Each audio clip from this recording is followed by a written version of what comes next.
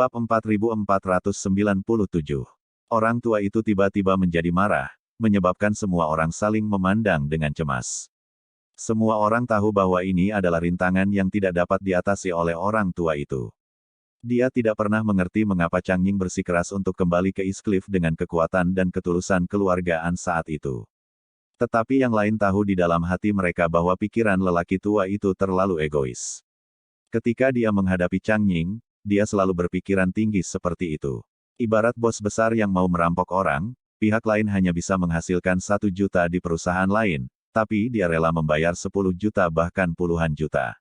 Semua, dalam pandangannya, pihak lain tidak memiliki alasan untuk menolaknya. Tapi bagaimana dia bisa berpikir bahwa Chang Ying tidak mau menerima ranting zaitunnya? Ini membuat lelaki tua itu sangat frustrasi sepanjang waktu, dan bahkan sedikit marah. Awalnya, dia sangat mengagumi Chang Ying.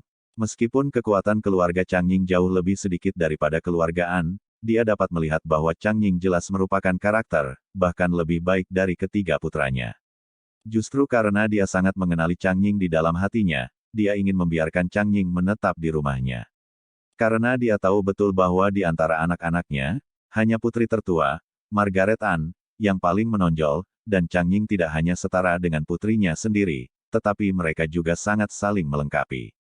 Jika mereka berdua tinggal di keluargaan bersama, maka keluargaan pasti akan dapat melambung, dan pada waktunya, itu mungkin melampaui keluarga kerajaan Saudi dan keluarga Rothschild dan berdiri di puncak dunia. Namun, Chang Ying tidak. Dia memiliki kebanggaan dan ambisi di dalam hatinya. Dia tidak ingin tinggal di keluargaan untuk mengambil produk yang sudah jadi, tetapi dia berharap untuk kembali ke tanah kelahirannya dan keluarganya sendiri. Apakah itu untuk keluarga kecil atau semua orang di masa depan, itu yang paling cocok untuknya, untuk kembali ke Cina untuk pembangunan. Yang satu bersikeras untuk tinggal dan yang lain bersikeras untuk pergi, yang membuat Tuan An sangat marah untuk sementara waktu. Apa yang membuatnya semakin tidak dapat diterima adalah putrinya bertekad untuk pergi bersama Chang Ying, yang membuatnya semakin marah. Awalnya, dia ingin mempertahankan Chang Ying, dan Margaret memiliki yang terbaik dari kedua dunia, tetapi sebagai hasilnya, segalanya akan berjalan ke arah ayam dan telur, bagaimana dia bisa menanggungnya.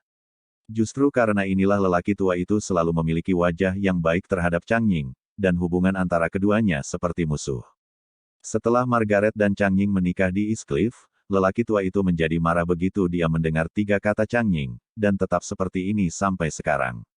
Wanita tua di samping melihat bahwa lelaki tua itu bersaing dengannya lagi, jadi dia dengan cepat berkata dengan lega, "Sudahlah Nicholas, Chang Ying telah pergi selama bertahun-tahun, kamu tidak bisa seperti ini, jangan katakan lagi di masa depan." Orang tua itu mengerutkan kening dan bertanya dengan marah, dia tidak tahu bagaimana memuji. Pada akhirnya, Margaret terlibat. Putriku dibunuh olehnya, aku tidak bisa memarahinya. Wanita tua itu meyakinkan, Margaret memilih jalan sendiri. Hidup dan mati, kekayaan dan kekayaan adalah keputusannya sendiri, dan itu tidak ada hubungannya dengan orang lain. Orang tua itu berkata dengan marah, kamu benar-benar logika brengsek yang menipu diri sendiri. Meskipun Margaret memilih kasih sayang, Chang Ying, sebagai suaminya, harus melindunginya. Kamu harus selalu memikirkannya dan memikirkannya. Sesuatu terjadi pada Margaret, bisakah dia tidak bertanggung jawab sebagai seorang suami? Wanita tua itu berkata dengan cemas dengan mata merah, tapi Chang Ying tidak lagi di sini. Bagaimana kamu tahu bahwa dia tidak dilindungi pada waktu itu? Hanya saja masalahnya di luar kemampuannya, dan dia bahkan mengambil nyawanya di dalamnya. Apalagi yang bisa kamu lakukan padanya? Orang tua itu berkata dengan emosional, tidak bisakah aku membencinya ketika dia mati? Lagi pula, lelaki tua itu melihat sekeliling selama beberapa waktu, memandangi beberapa anak dan bertanya, kamu berkata, bahkan jika Chang Ying meninggal, tidak bisakah aku tetap membencinya? Anak-anak juga saling memandang dengan cemas saat ini, tidak tahu bagaimana menjawab. Bab 4398. Wanita tua itu menghela nafas tak berdaya dan mengingatkan dengan serius, Nicholas, saya harus menjelaskan kepada Anda, apakah Anda membenci Chang Ying atau tidak, saya tidak bisa mengendalikannya, tetapi sikap Anda terhadap Chang Ying harus diubah di masa depan. Temperamen keras kepala lelaki tua itu juga naik, dan berkata dengan tegas, aku tidak akan mengubahnya.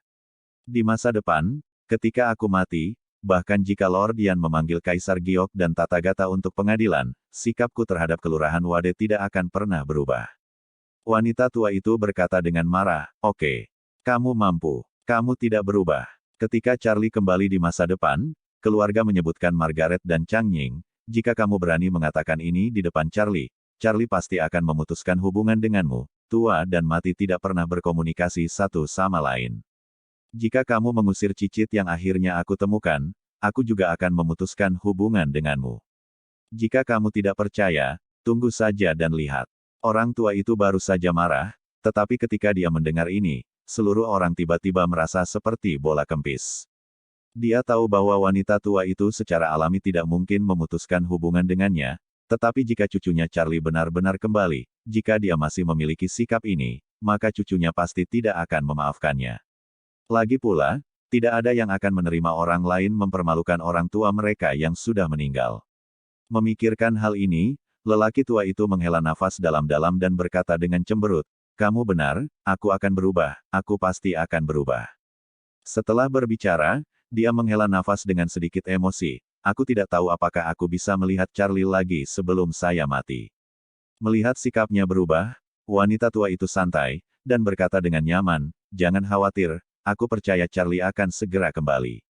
Pria tua itu buru-buru bertanya, mengapa kamu begitu yakin?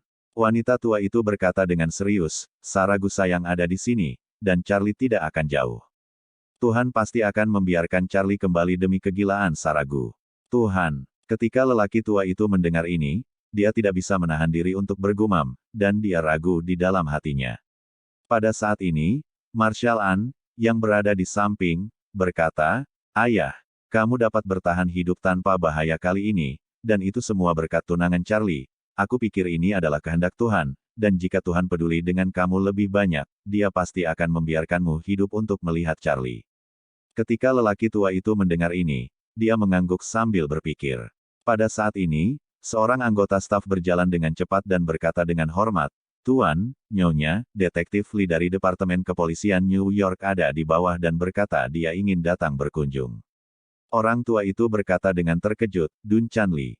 Cepat, biarkan anak ini naik. Wanita tua itu mengingatkan dari samping, Dun Chan Lee dan Marshal An tidak beberapa tahun lagi, tahun ini lebih dari 50.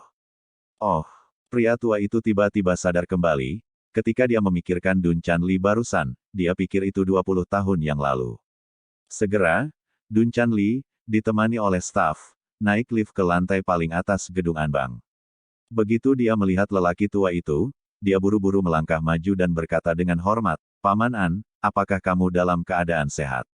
Saya awalnya ingin pergi ke Los Angeles dengan Marshal An untuk melihat Anda, tetapi 2 hari terakhir ini benar-benar sibuk, jadi aku tidak ingin pergi, tolong maafkan aku. Pria tua itu memandang Dun Chan Lee dan bertanya dengan heran, apakah kamu Dun Chan Lee? Dun Chan Lee tertegun sejenak, memandang orang lain, lalu menatap lelaki tua itu, dan mengangguk cepat, ini aku, Paman An, aku Dun Chan Lee.